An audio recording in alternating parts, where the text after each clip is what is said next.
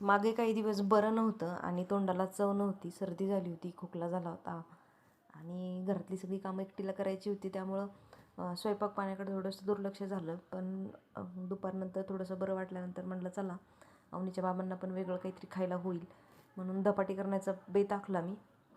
आणि धपाटी करत असताना मला एक गोष्ट आठवली जी माझ्याबरोबर घडली होती अवनी माझ्या पोटात असताना, माझ्या पहिल्या प्रेग्नेन्सीच्या वेळेस. तर मला असं वाटते मी तुमच्याबरोबर ती शेअर करावी.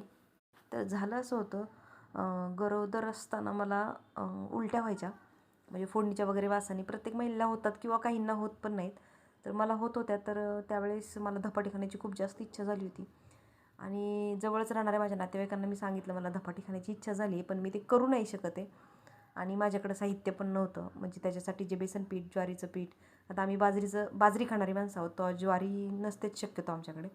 आत्ता कुठं मी ज्वारी आणायला लागली आहे. तर पुढून मला असं उत्तर आलं की मी सांगते ते सामान मला तू आणून दे, मग मी तुला देते बनवून.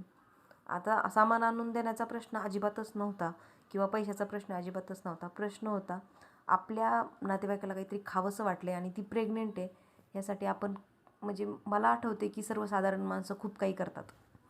आता त्यावेळेस माझी आई जवळ नव्हती, नाहीतर तिने मला डबा भरून आणून दिले असते. तर हे ऐकल्यानंतर मला खरंच वाईट वाटलं थोडंसं. पण म्हटलं चला आयुष्यातून काहीतरी वेगळा संदेश आपल्याला आयुष्य काहीतरी देते, तर आपण याच्यातनं काहीतरी शिकलं पाहिजे.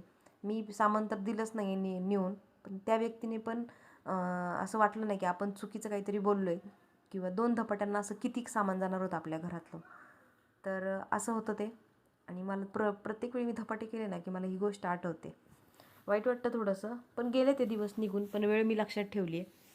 ठीक आहे, मला कोणावर बदला वगैरे अजिबातच घ्यायचा नाही आहे कुठल्याच गोष्टीचा, कारण की प्रत्येकाची वेळ असते. ती वेळ निघून गेल्यानंतर प्रत्येक गोष्ट माणूस कधीतरी नव्याने शिकतो. मी शिकले, आज मी सगळा स्वयंपाक एकटी करते आणि भारी करते, पुरणपोळी सकट. तर अशी होती छोटीशी गोष्ट. धन्यवाद.